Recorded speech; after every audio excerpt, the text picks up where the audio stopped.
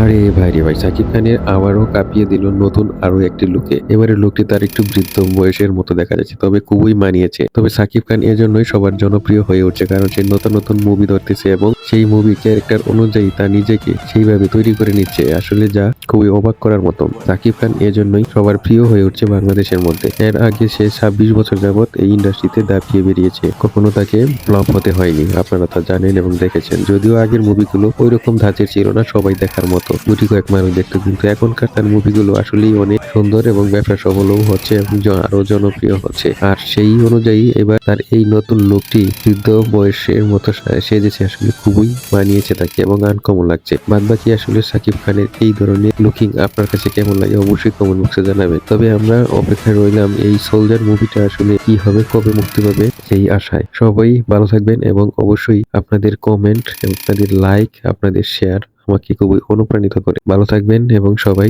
সুস্বাস্থ্য কামনা করছে আজকে।